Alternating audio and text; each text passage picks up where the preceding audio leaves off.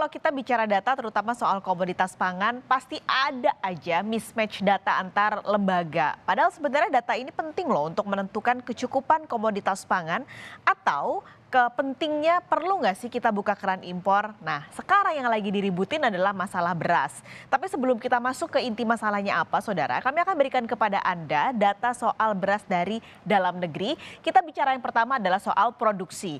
Ini adalah data yang kami ambil dari Badan Pusat Statistik soal produksi beras Indonesia. Anda lihat angkanya sempat turun di 2021 menjadi 31,36 juta ton, tapi di 2022 proyeksinya akan meningkat produksinya menjadi 20 atau 32 juta ton untuk produksi beras Indonesia.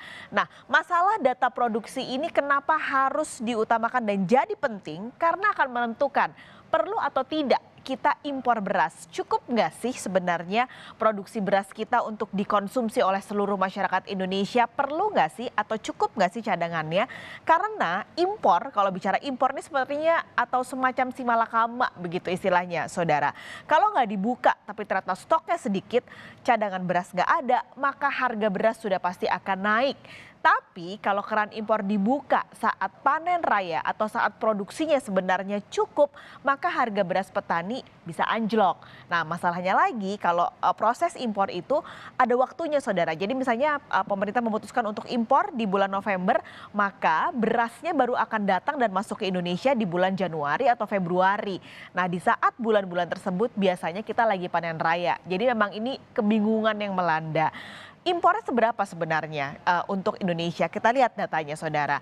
Impor beras Indonesia sebenarnya kalau lihat dari tahun 2018 hingga 2020 berkurang terus jumlahnya. Jadi di 2018 kita masih cukup tinggi 2,2 juta ton impor beras. Tapi di saat yang sama di 2019 dan 2020 pemerintah berhasil menekan impor beras menjadi hanya 444.000 dan 356.000 ton.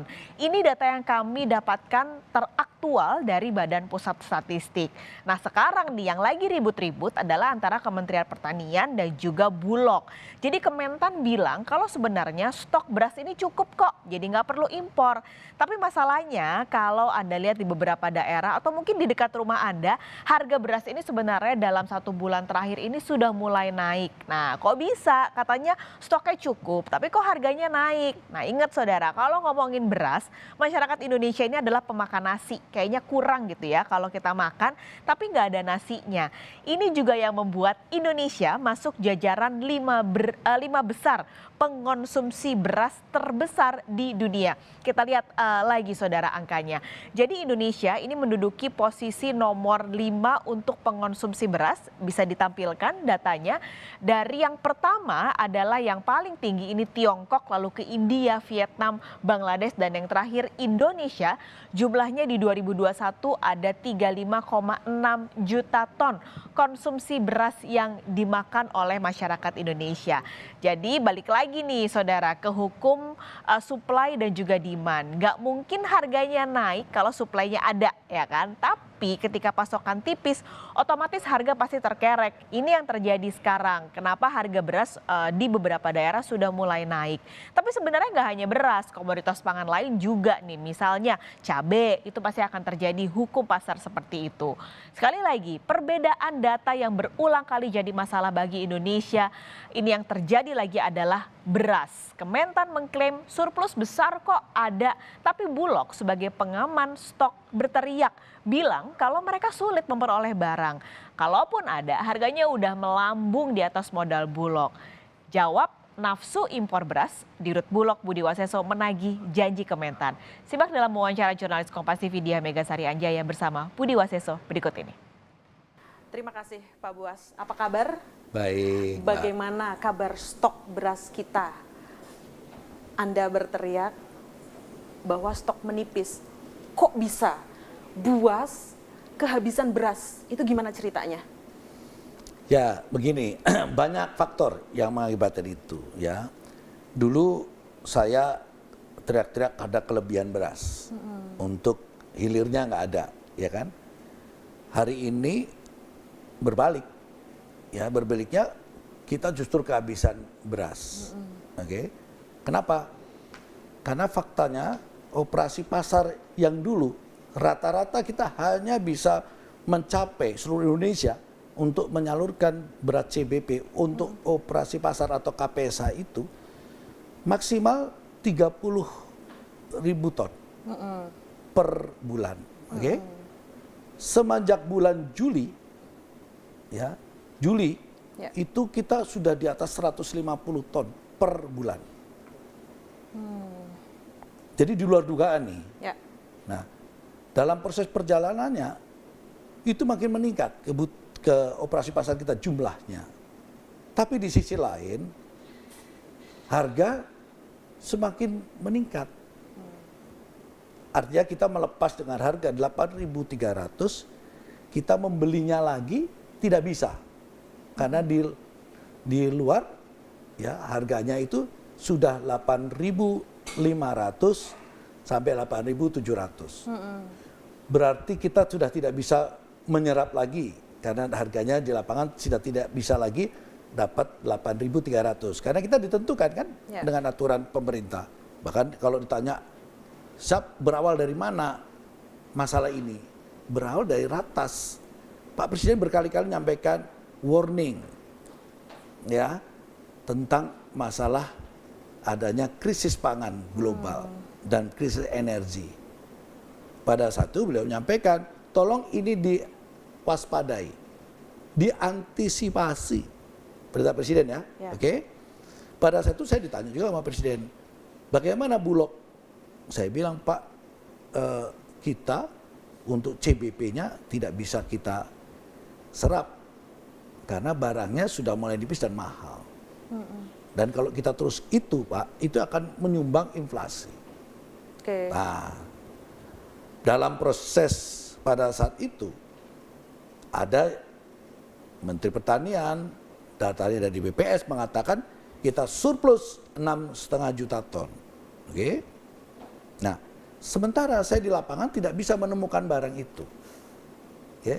Akhirnya pada saat itu Pak Menteri Pertanian menyampaikan bahwa akan membantu Bulog untuk menyetor jumlah 1 juta ton beras untuk kepentingan CBP.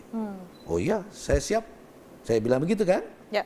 Nah, waktu itu malah Pak Presiden, Bulog siap untuk 1 juta? Siap. Udah. Bu Menteri Keuangan nyampaikan, perlu dukungan dana, uang? Saya katakan tidak. Karena kita sudah punya uang, anggaran untuk menyerap 1 juta itu. Jadi tidak perlu dana lagi. Oke, ini menarik. Perbedaan data dengan Kementerian Keuangan. Saya pengen diupdate dulu nih Pak, 1 bulan menuju 2022 berakhir, stok Bulog sekarang berapa? Dan stok amannya itu berapa sih? Jadi gini, kalau yang pertama Bulog itu stok ditentukan oleh negara. Bukan Bulog yang menentukan ya. Kemarin sudah diputus dalam kota 1 sampai 1,2 juta ton stok akhir yang harus ada di Bulog. Oke? Nah, hari ini kurang dari 600. Kita masih 1,5 bulan lagi melaksanakan operasi pasar atau KPSA yang tadi 8.300 kita lepas. Oke? Berarti dari 587.000 ton, kalau diprediksi masih 200.000 kita keluarkan 1,5 bulan ini, berarti kita sisanya cuma 300.000 ton. Oke. Saya dapat poinnya, Pak Buas. Tetapi mari kita jernihkan permasalahannya. Kementan bilang surplus, Anda bilang tidak ada stok. Ya. Struktur perhitungan surplus itu seperti apa? Ini seakan-akan, mohon maaf nih, Anda ini hanya dalam tanda kutip direktur utama, kok berani-beraninya nentang datanya kementerian seperti itu. Ini apakah tidak memberikan kesan ya, Anda memberikan kesan ke publik bahwa Buas ini paling nafsu untuk impor beras. Mari jernihkan hal-hal yang beredar di publik. Iya. Terima kasih, Mbak. Jadi sekali lagi saya bukan kapasitas untuk membenarkan atau menyalahkan, tidak, dalam hal ini tidak, ya, karena Bulog itu hanya dapat tugas untuk menyimpan CBP. Ya. Tugas, dan itu ditentukan jumlahnya, harganya, kualitasnya. Oke. Dalam proses pelaksanaannya, Bulog itu didampingi oleh BPKP. Dalam prosesnya. Nanti selesai dalam kita proses itu pengadaan, kita akan diaudit oleh BPK. Jadi sama sekali tidak ada kebebasan Bulog itu. Jadi yang sekali lagi yang saya perhitungkan ini adalah kewajiban negara memiliki stok yang sudah ditentukan dalam putusan Rakortas. Itu yang saya tuntut. Oke? Oke. Nah, sekarang kalau saya tidak mendapatkan dari dalam negeri, ya, bukan tidak percaya pada petani. Saya bukan terus menentang untuk ketidakperpihakan pada petani. Saya sudah berusaha dan sudah membuktikan. 4 tahun berturut-turut kita CBP itu dari dalam negeri. 4 tahun. Dan penghargaan. 4 tahun tanpa impor. Tanpa impor. Sebutir pun tanpa impor. 4 tahun. Oke? Fakta. Ya kan? Kenapa saya bisa? Barangnya ada. Oke. Ya kan? Ya. Nah, hari ini barangnya itu tidak ada. Kenapa baru sekarang teriak impor? Apakah Bulog tidak memitigasi kekurangan stok itu dari pertengahan tahun seperti itu, Pak? Ya, saya sampaikan tadi. Kan ini bukan atas putusan saya. Betul kan? Ini bukan putusan saya ngotot impor tidak. Ini putusan dari Rakortas. Di situ menteri-menteri terkait hadir. Oke? Beliau memutuskan itu. Dalam forum rapat tidak ada yang menolak. Apa risikonya jika impor itu tidak ada? Apakah Presiden juga tahu tentang permasalahan data ini? Dari dulu kan kita masalahnya data ya Pak. Beda data proyeksinya Bulog, beda data dari Kementan. Apakah Presiden tahu tentang hal ini? Saya kira Pak Presiden punya tenaga-tenaga ahli, punya tim-tim dalam memantau, ya pasti tahulah. Ya walaupun ini bukan tugasnya Presiden mutlak, ya Pak Presiden sudah banyak yang dipikirin. Jadi jangan urusan gini kembalikan lagi Pak Presiden. Ya. Sudah ada pembantu-pembantunya, termasuk saya, itu yang harus berpikir tentang ini. Oleh sebab itu ini diwadahi oleh Menko. Terakhir Pak Buas, itu kondisi real ya. Tapi kita bungkus lagi bahwa permasalahan yang terjadi saat ini tidak hanya supply and demand saja Pak, tetapi adalah permasalahan perbedaan data. Bisakah Anda minta ke Presiden untuk memberikan memformulasi kebijakan biar berhenti nih masalah perbedaan data ini? Bisakah kita melakukan amnesti data? Jadi semua data, dosa-dosa data di masa lalu digugurkan, mari kita bikin data yang terbaru, disepakati bersama, siapa yang paling bertanggung jawab pada data itu, siapa penyusunnya, dan semuanya harus patuh. Bisa nggak kita seperti itu? Nah, sebenarnya, sekali lagi saya sampaikan, ini bukan tanggung jawab Presiden, dan sudah ada bagiannya masing-masing. Dan BPS sekarang sudah berubah, dia memperbaiki terus data, ya kan? Dengan metode-metode yang sekarang lebih bagus. Yakinlah ini akan tambah baik. Tapi mensuplai data ini juga data dari mana-mana, umpamanya pertanian, jadi nanti juga Menteri Pertanian mensuplai data pertanian dari bermacam-macam produksi pertanian. Mungkin saya juga mendata kebutuhan. Sehingga apa? Ini nanti ada data yang konkret. Ya kan? Data yang valid. Ya? Baik. Jadi nggak ada masalah, bagi saya tidak ada masalah. Baik. Terima kasih banyak Sama-sama, Pak Mbak. Buas atas klarifikasi pertanyaan-pertanyaan dari kami. Terima kasih. Sehat selalu Pak Buas. Terima kasih Mbak. Terima kasih Mbak.